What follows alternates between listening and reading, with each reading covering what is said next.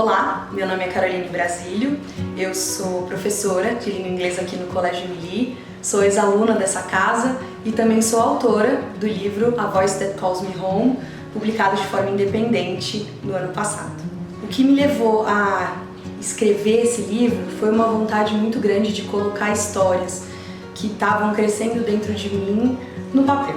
Foi um processo que começou com muitas leituras, começou explorando muito do gênero, entendendo muito como que narrativas desse tamanho se estruturavam e enxergando em outras histórias possibilidades e personagens e vontades e sonhos, até que eu tivesse mesmo o momento em que eu decidi abrir o computador e escrever capítulo 1 e começar.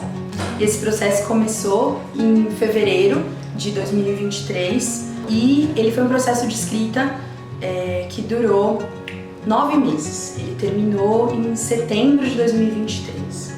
A princípio eu não tinha intenção de publicar esse livro, eu tinha intenção de escrevê-lo. Eu tinha intenção de tirá-lo de dentro de mim e colocá-lo em algum outro lugar. Eu não sabia se eu ia publicar, se eu ia dar para alguém ler, eu simplesmente queria que essa história existisse em algum outro lugar além da minha cabeça.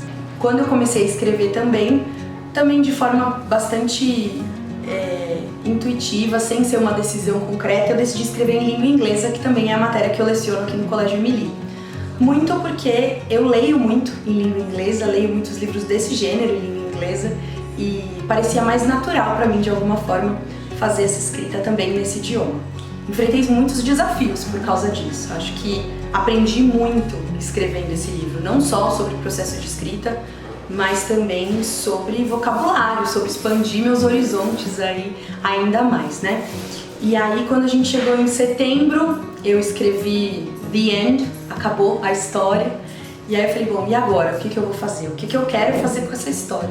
E eu já, desde o meio da escrita do livro, sabia que essa história não ia ficar só pra mim, que eu queria que outras pessoas tivessem acesso a essa história. E aí eu comecei a investigar, a procurar saber como que seria um processo de publicação desse livro, tanto de forma física quanto de forma digital.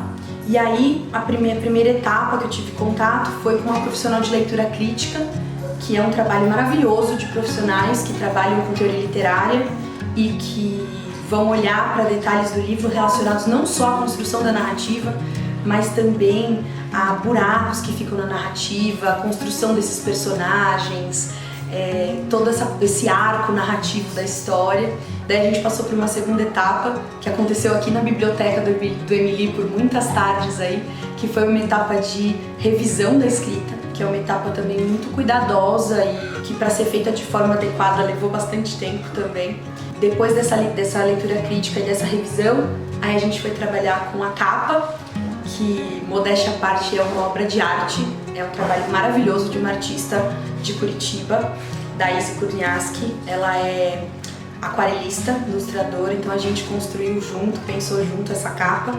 E depois a gente foi para diagramação. E aí trabalhamos com diagramação tanto do livro físico quanto do livro digital. E aí eu tive a ajuda da Gisele, aqui da biblioteca do colégio também, para fazer todo o cadastro do livro na CBL, ISBN, direitos autorais, tudo que envolve, né, essa publicação de forma mais prática. E aí o livro foi oficialmente publicado no dia 25 de junho de 2024. Então foi um processo que, desde a primeira palavra escrita até a publicação, durou quase 1 ano e meio. Foi um processo que me ensinou muito e é um processo que eu tenho muito orgulho de ter feito. Eu não tinha nenhuma pretensão de ser escritora, eu sempre gostei muito de ler, gostava de escrever, mas poder ter esse livro concreto na mão é a realização de um sonho que eu nem sabia que eu tinha. Então, eu tenho muito orgulho de ter escrito essa história, de ver pessoas lendo essa história, de ver alunos lendo essa história, de saber que esse livro está aqui na biblioteca do colégio, que ele está sendo alugado por alunos e que as páginas estão gastas ali e que alunos me chamam nos corredores para me contar que estão lendo, que estão gostando da história. E isso me estimula a fazer o que eu estou fazendo agora, que é escrever o segundo livro dessa coleção. Então, agora, no finalzinho de 2024, eu comecei a escrita do segundo livro. A expectativa é que ele seja publicado ainda esse ano, vamos ver o que a gente consegue fazer.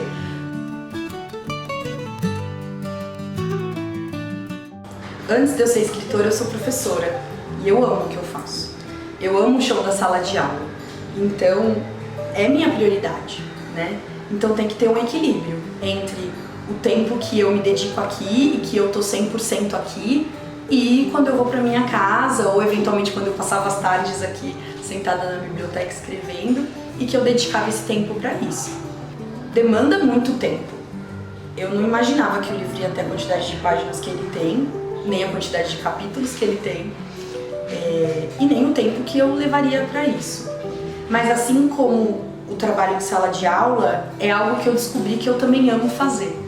Então, se é algo que me dá prazer quando eu faço, também é algo que essa perspectiva de tempo também muda, né? Então eu tô dedicando meu tempo, mas é algo que eu amo fazer. Então eu tive que acrescentar isso na minha rotina, né? Um momento para escrita. Eu tenho ali 1 horinha, 2 horas por dia, no período que eu não tô aqui no colégio, que eu tô me dedicando à escrita, mas que, assim como estar aqui no colégio, é prazeroso. Então é algo que o tempo passa mais rápido, porque a gente gosta do que a gente faz. No começo da história, eu tinha esses 2 personagens principais muito na minha cabeça e eles não eram pessoas que eu conhecia.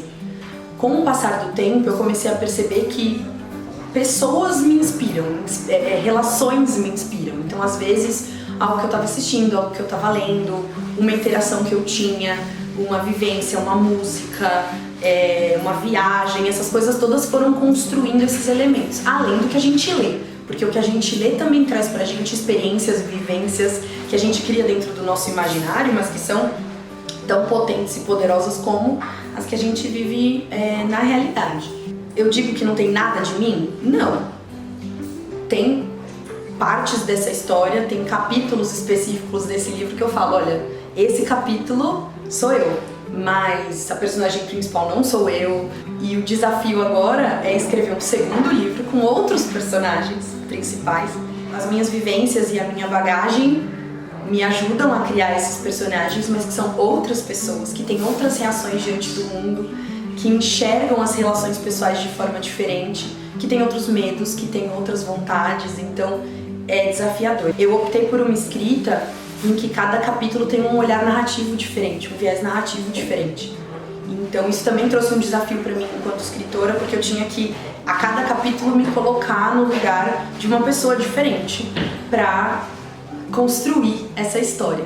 Alguns capítulos foram planejados antes mesmo do livro começar a ser escrito. Eu já tinha algumas cenas que eu falava, isso precisa acontecer.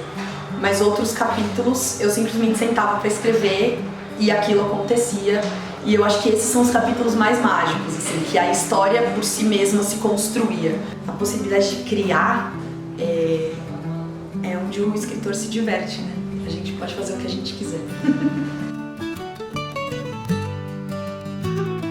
Olha, essa pergunta é bem interessante, porque eu tinha muita expectativa de escrever the end, assim, de falar, acabou.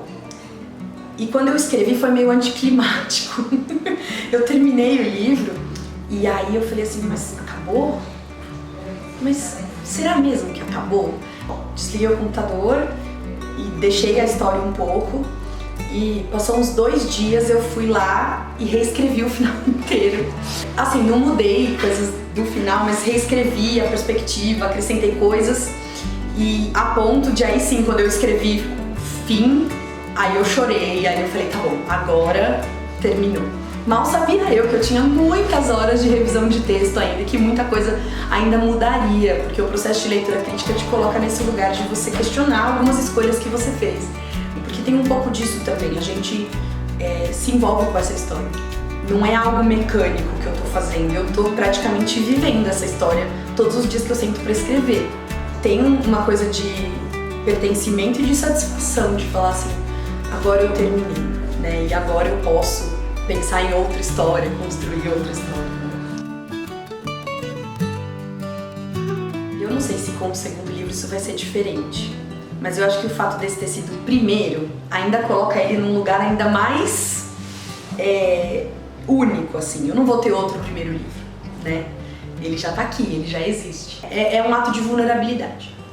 Publicar é um ato de vulnerabilidade ainda maior, porque a gente tá publicando sabendo que a gente pode receber boas críticas ou que a gente pode receber críticas que não são tão boas assim, né? A minha vontade de tornar essa história conhecida era maior do que o meu medo da opinião das pessoas a respeito dessa história. Eu tive feedbacks muito legais de leitores aqui do Brasil e de alguns leitores de fora do Brasil. E eu preciso aprender, eu tô aprendendo sempre, né? Não é porque o livro existe que eu acho que eu não preciso melhorar como escritora, que eu não preciso repensar meus processos, que eu não preciso construir personagens que apresentem cada vez mais humanidade para os leitores. Então eu tô encarando tudo isso como um grande processo de aprendizagem, que tem sido maravilhoso, mas que é um processo em que eu tô aprendendo. Se eu conseguir fazer e você tem essa vontade, faça. Coloque suas ideias, suas palavras para o mundo ler, porque o mundo só tem a ganhar com as suas ideias, com suas palavras, com aquelas histórias que estão dentro de você.